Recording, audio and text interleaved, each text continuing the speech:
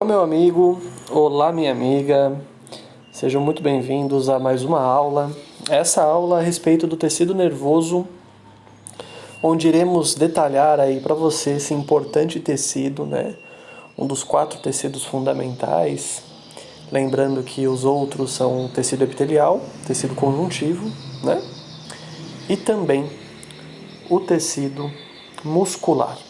Você tem aí então essas informações muito importantes e agora você vai associar a essas informações, né, somar a elas, o estudo do tecido nervoso, pessoal. Aqui quem fala é o professor Vitor, vocês já me conhecem, né? Eu espero que vocês apreciem esse vídeo. Convém saber, pessoal, que essa aula ela foi baseada no livro de Histologia Básica, né, de Junqueira e Carneiro aí do ano de 2017. E quando a gente utiliza artigo, que nessa aula eu não utilizei, eu fiz apenas, né, os apontamentos do livro mesmo, tá bom? Mas quando a gente utiliza, eu também coloco o DOI dos artigos para você conseguir acessar depois. Inicialmente, é muito importante você compreender que durante a evolução dos metazoários, né, 2 sistemas de integração foram desenvolvidos para coordenar as funções dos vários órgãos especializados que apareceram nesses animais. É válido você saber que o ser humano ele se inclui então nesta classe, né? Ele se inclui então neste reino, e é muito importante você saber que o ser humano, assim como os outros animais classificados como metazoários, eles possuem, né? E nós possuímos o sistema nervoso e o sistema endócrino. Em específico, né, pessoal, o sistema nervoso ele se acha distribuído pelo organismo, né? Ele interliga-se de uma maneira muito grande, muito frequente, e assim ele forma uma rede de comunicação que vai constituir, então, o sistema nervoso. O tecido nervoso, então, constitui o sistema nervoso. E de uma perspectiva anatômica, você pode classificar o sistema nervoso em sistema nervoso central e sistema nervoso periférico. Perceba nessa imagem que o sistema nervoso central, ele inclui a medula espinal, que está percorrendo ali dentro do canal vertebral, o tronco encefálico, o cerebelo e o cérebro. Sendo que o tronco encefálico, o cerebelo e o cérebro formam o encéfalo, tá bom? Enquanto que o sistema nervoso periférico inclui os nervos, os gânglios e as terminações nervosas, o que é de grande importância para todos nós, pois a partir dessas terminações nervosas que você vai ter então a projeção, né, a função do movimento, vamos dizer assim, e a sensibilidade ela acaba tendo início nesses locais. O tecido nervoso ele apresenta 2 componentes principais e de grande importância para esse estudo que estamos no momento. Os neurônios, que são células com características alongadas normalmente, e que possuem prolongamentos. Esses prolongamentos você vai ver que eles podem estar próximos ao corpo celular ou saindo desse corpo celular e indo até uma glândula ou um músculo. Tem importante função de recepção, integração e transmissão de estímulos. Além dos neurônios, também faz parte, né, como componente do tecido nervoso, as células da glia ou também neuroglia. Elas atuam na manutenção, na sustentação, na proteção e na nutrição desse tecido nervoso. No sistema nervoso central, você vai perceber que há uma segregação entre os corpos celulares dos neurônios, coisa que você já vai estar visualizando, e os seus prolongamentos. Isso faz com que sejam reconhecidos, né, tanto no encéfalo quanto na medula espinal, 2 porções distintas, denominadas assim então de substância branca e substância cinzenta. Observe que aqui nessa imagem temos uma ilustração dos neurônios, destacado ali em amarelo, como você pode ver, inclusive o nome está próximo ali. Você percebe que as outras células, elas são células da glia. E cada uma dessas células aí, pessoal, de modo geral que faz parte do tecido nervoso, serão devidamente estudadas nesse momento. Perceba a substância branca, no caso o centro branco medular no cérebro, né, onde ele está situado numa porção então central, e enquanto que perifericamente, revestindo a superfície, você tem então essa substância cinzenta. Mas há também agregados de núcleos, né, agregados de corpos celulares que se localizam na substância branca e recebem o nome de núcleo, tá? Que é o caso, como você pode perceber nessa imagem também. Nessa outra fica ainda mais claro essa relação da diferenciação das substâncias, meus amigos e minhas amigas, onde facilmente você identifica centralmente ali em formato de borboleta ou de H a substância cinzenta da medula espinal e em volta dela a substância branca. E cada uma dessas substâncias elas são muito importantes e você vai entender o motivo agora. A substância cinzenta é assim chamada porque mostra essa coloração quando observada macroscopicamente, ou seja, sem o uso do microscópio, né, pessoal?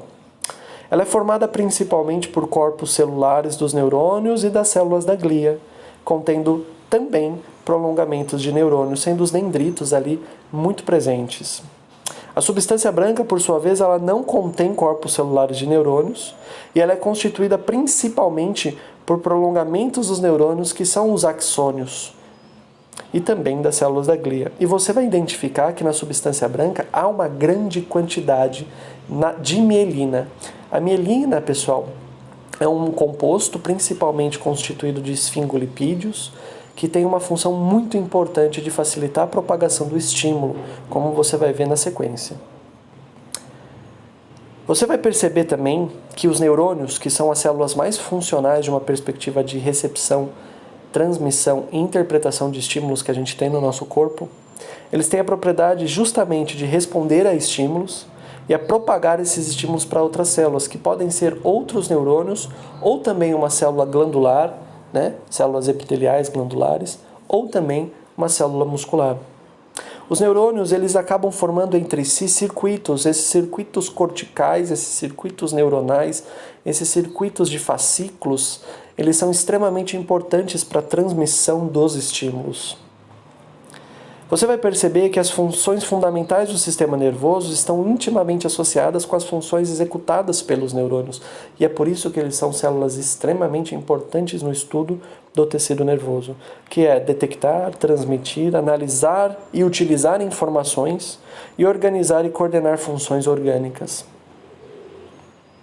Aí nessa imagem você percebe claramente, né, vários neurônios se conectando, e entre essas conexões você percebe que feixes de luz acabam sendo ilustrados, tentando simbolizar as sinapses que acontecem entre as terminações dos neurônios e o início de um outro neurônio, né? Entre as terminações de prolongamentos de um e o início do prolongamento de outro. Nessa imagem fica muito bacana você perceber a anatomia de um neurônio. Perceba claramente aí a presença de um corpo celular, onde eu estou ampliando para você.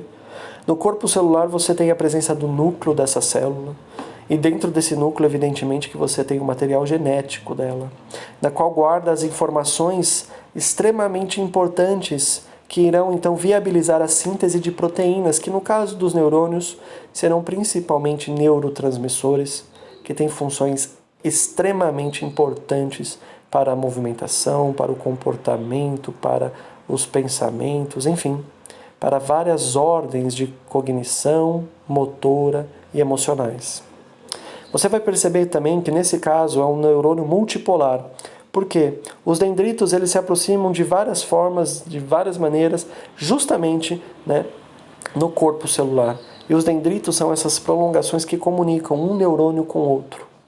A neuroplasticidade normalmente consiste em desenvolvimento, então, desses prolongamentos, dessas estruturas que são chamadas de dendritos. Você vai perceber também que, saindo do corpo celular deste neurônio, há uma grande cauda chamada de axônio. E essa cauda ela leva a informação, né, que esse neurônio recebeu até um órgão efetor, que pode ser um músculo ou uma glândula, pessoal. E quando ela está revestida por essa roupinha, vamos dizer assim, por essa estrutura, né, constituída principalmente de esfingolipídios, que é a bainha de mielina, você vai perceber a propagação do estímulo de uma maneira muito mais rápida. Aqui ao término do axônio você tem as terminações do neurônio, né, os botões sinápticos, onde ele normalmente vai estar associado com fibras musculares ou com as células epiteliais de uma glândula. Os neurônios eles podem ser de 3 tipos, sendo os neurônios bipolares, onde você percebe claramente que os dendritos eles se aproximam por 2 vias ao corpo neuronal, ou pericário, também chamado de pericário, e tem um único axônio que sai percorrendo dele. Multipolares, onde você vai ter vários dendritos que se aproximam desse corpo neuronal, e você percebe claramente, né, que apenas um axônio emerge dele. Essa característica entre bipolar e multipolar é justamente a quantidade de dendritos que emergem, né, que tem aí esses prolongamentos, então, do corpo neuronal. E você vai perceber mais uma coisa, meus amigos, há neurônios pseudo-unipolares, nos quais os dendritos, na realidade, eles estão ligados com o axônio por um tronco único e há uma relação mais lateralizada do corpo neuronal, ou do pericário. Já as células da glia, elas são de alguns tipos. Elas podem ser oligodendrócitos, que têm funções muito importantes de produzir a bainha de mielina, mas os oligodendrócitos se localizam exclusivamente dentro das estruturas do sistema nervoso central, pois, então, você vai encontrar oligodendrócitos na medula espinal e no encéfalo. As células ependimárias também fazem parte das células da glia. E elas têm uma função muito importante, porque elas estão revestindo as cavidades, né, que ainda são resquícios evolutivos. E ali você vai perceber que elas estão então no ventrículo lateral, no terceiro ventrículo e também no quarto ventrículo. E elas produzem um líquido chamado líquido céfalo-raquidiano. As células de Chivan, elas têm a mesma função dos oligodendrócitos, entretanto, você vai perceber claramente que elas estão localizadas no sistema nervoso periférico, ou seja, nos nervos, nos gânglios e nas terminações nervosas. A microglia, por sua vez, são células de defesa. São macrófagos que recebem essa denominação devido à posição que eles assumem no sistema nervoso central. A microglia ela é muito importante porque ela tem a função de reparar e defender esse sistema. Os astrócitos também são células extremamente importantes, como você pode perceber. Eles possuem vários prolongamentos e eles fazem conexão com os capilares e com os neurônios, ofertando os nutrientes que percorrem pelos capilares para os neurônios, sendo células extremamente importantes e o estudo delas está associado a diversas doenças. Perceba que a formação da bainha de mielina ela ocorre a partir do envolvimento da célula, né, do oligodendrócito ou da célula de Chivan. Nesse caso é apresentada a célula de Chivan e ela vai produzindo esse material rico em lipídio, né, precisamente em esfigolipídios, e esse material ele facilita a propagação do estímulo.